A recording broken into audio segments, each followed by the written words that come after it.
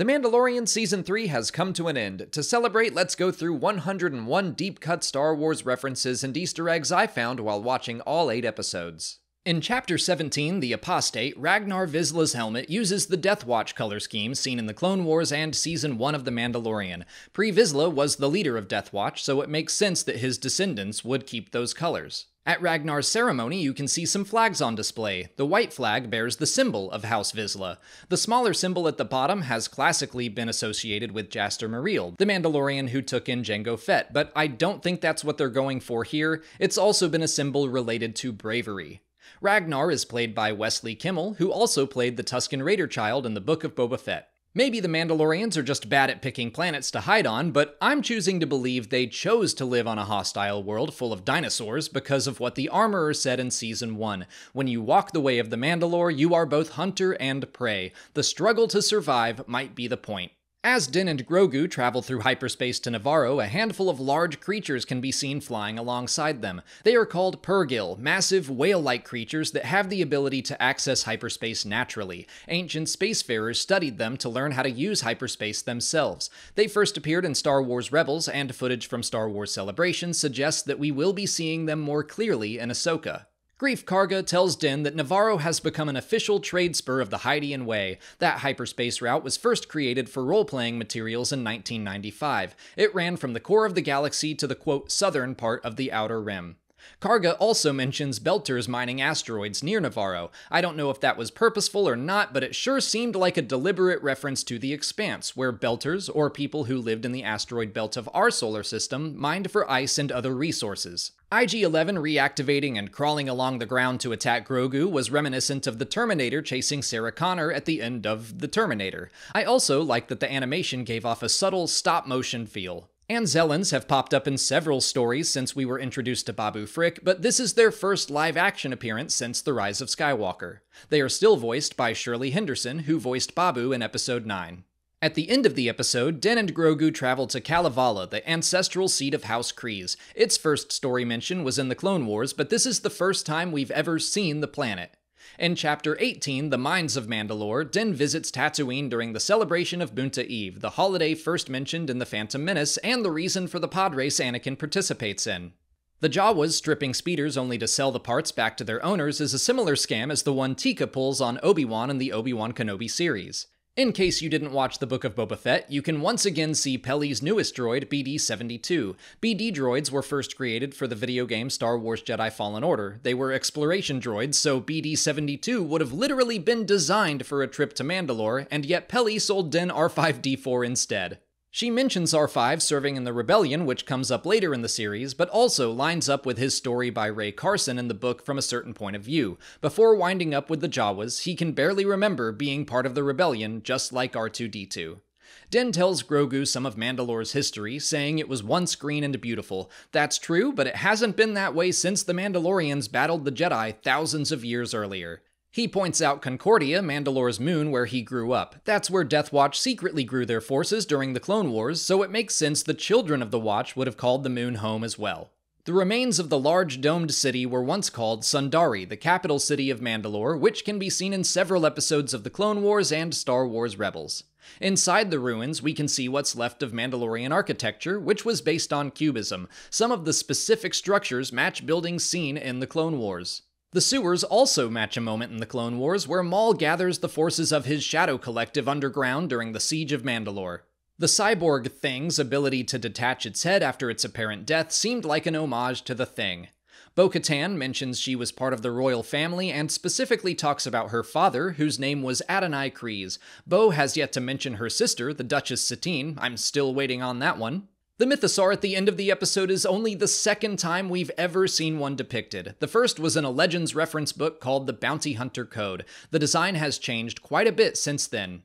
In Chapter 19, The Convert, I don't consider TIE interceptors to be Easter eggs, but I think it's worth noting that this is the first time we've seen them in live action since Return of the Jedi 40 years ago, which seems crazy.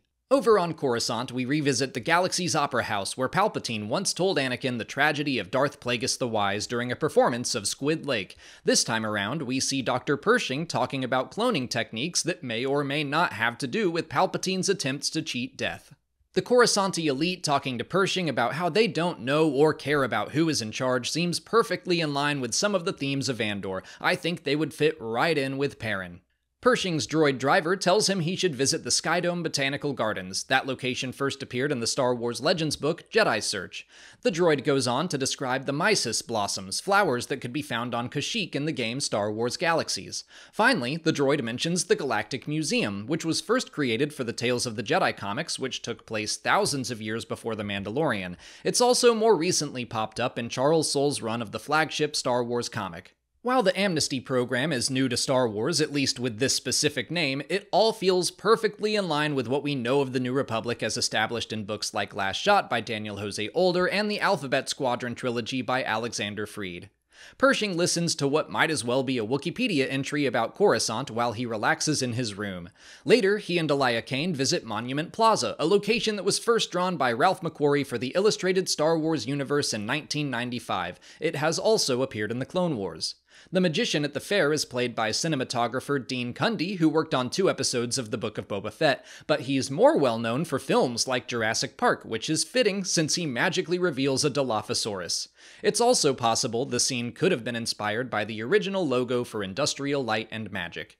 The music at the fair is an upbeat version of the Resistance March first heard in The Force Awakens. I imagine its in-universe use here is meant to be the New Republic's anthem.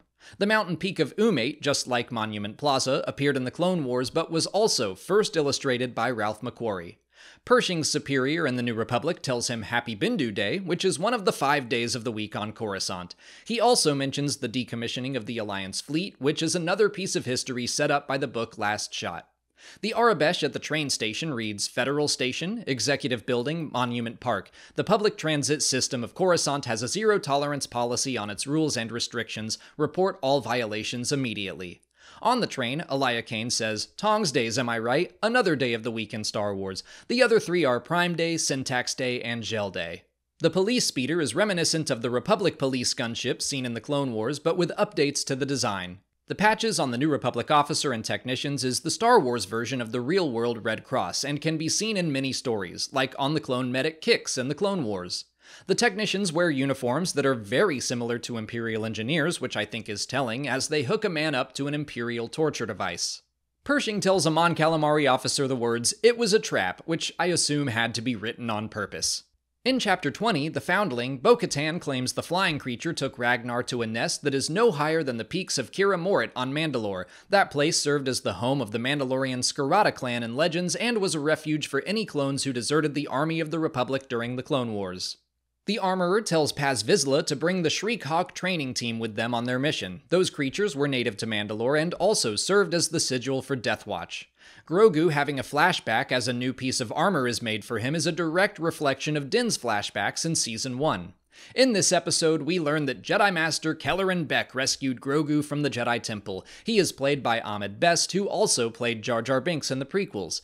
Beck was first created for the game show Jedi Temple Challenge, and was described as a Jedi Master who dedicated his life completely to the education of younglings and Padawans. He was given the nickname the Sabered Hand, which is treated like a joke throughout the game show, but he proves he can live up to the name in The Mandalorian. Kelleran's robes feature Ahmed Best's own tribal tattoos, as well as Afrofuturism symbols. Beck takes Grogu off of Coruscant thanks to the help of members of the Naboo Royal Guard and the ship they provide him, an H-type Nubian yacht, the same kind of ship Padme and Anakin use in Attack of the Clones. In Chapter 21, The Pirate, I never know if stuff like this is deliberate, but when Greef Karga tells Gorian Shard, he shot first, I mean, come on, how can they not expect Star Wars fans to laugh at that? It's appropriate seeing a New Republic base on Adelphi because the novel Shadow of the Sith shows us that they will eventually have a space station outpost at the planet farther down the timeline. Inside, you can see Dave Filoni, Deborah Chow, and Rick Famuyiwa reprising their pilot roles from Chapter 6 of the series. And then we get to see Garazeb Aurelios, or Zeb for short. He was a main character in Star Wars Rebels alongside Hera Syndulla and Sabine Wren, who are both set for the Ahsoka series. He is still voiced and performed by Steve Blum. Approaching the Mandalorian covert, Carson Teva announces himself as a member of the Adelphi Rangers. I wonder if the seemingly abandoned series Rangers of the New Republic would have been about them. Bo-Katan refers to her gauntlet by the Mandoa word for it, a Comrit-class fighter transport. Din telling Greef Karga he likes the odds of 10 against 1 is a direct callback to him telling the Stormtroopers he liked the odds of 4 against 1 in the very first episode. The Kowakian monkey lizards pointing out the pirate ambush to the Mandalorians reminded me of the monkey giving away Marion's hiding place in Raiders of the Lost Ark. After defeating the pirates, Greef Karga rewards the Mandalorians with land that reaches all the way to Bullock Canyon. That must certainly be named for Jeremy Bullock, who played Boba Fett in The Empire Strikes Back and Return of the Jedi. In Chapter 22, Guns for Hire, the Quarren captain Shuggoth mentions being near Trask, the water planet from Chapter 11 of the series. She denies the kidnapping of a Mon Calamari nobleman, asking why she would do such a thing after the Quarrens finally have peace with them. The Mon Calamari and the Quarren both come from the planet Mon Cala and have been rivals throughout Star Wars, which can be seen in the Water War arc of the Clone Wars. The droids running amok on Plazir 15 harkens back to similar events in the book Last Shot. Bo-Katan says she hasn't seen battle droids since the Clone Wars, which is where we first met the character in the animated series. Matthew Wood is still voicing the B-1 battle droids to great comedic effect. The droid Bar has several fun droid cameos, like the rickshaw droid in Attack of the Clones, the RX series pilot droid from Star Tours, the conductor droid from the Book of Boba Fett, and a droid that looks similar to BLX-5 or Bollocks from the old Han Solo adventure novels. In the droid Morgue, we see a white version of Dr. Ball, or an ITO unit if you want to be technical about it. Like B-1 battle droids, nanodroids haven't been seen since the Clone Wars either. They first appeared in the episode Sabotage. The Arabesh points out that they were manufactured by the Techno Union, so it's likely they are Clone Wars-era technology. Another Arabesh screen reads, "This means nothing, however, fans may interpret the hell out of it. CSI for the win." Which I love. It's fun to me when the Arabesh is something unexpected, and of course this episode shares many similarities with CSI. Sticking with the Clone Wars, Hellgate gives a shout out to Count Dooku, calling him a visionary. Later, he says, "Isn't that the Quokta calling the Stifling slimy?" which is the third time that phrase has popped up in The Mandalorian and the Book of Boba Fett. A Lepi droid brings the Duchess the key to Plazir 15, which is yet another reference to the Clone Wars. At the end of the episode, Bo-Katan challenging Axe Woves for control of the mercenary fleet is similar to Maul's challenge to Pre Vizsla for control of Death Watch. In Chapter 23, The Spies, the probe droid is of course from The Empire Strikes Back, but I've never seen it used for communication like this. There's an Arabesh sign in the background that simply reads CAF, the Star Wars version of coffee. The laser gates protecting Gideon's inner sanctum are like the laser gates seen on Naboo in The Phantom Menace. The Imperial Shadow Council is a concept that first appeared in the Aftermath books by Chuck Wendig. Captain Pelion is a character that has a long history with Grand Admiral Thrawn. He first appeared in Heir to the Empire, the original Thrawn book written by Timothy Zahn. He can be seen wearing the insignia of the 7th Fleet, which was last seen under Thrawn's command in Star Wars Rebels. Brindle Hux is the father of Armitage Hux from the sequel trilogy. He has appeared in several Star Wars books, including the Aftermath trilogy, the Servants of the Empire series, and Phasma. He is played by Brian Gleason, the brother of Donald Gleason, who played Hux in The Force Awakens and beyond. Project Necromancer is new to Star Wars, but it is reminiscent of Project Resurrection, which was also connected to Brindle Hux in the game Battlefront 2.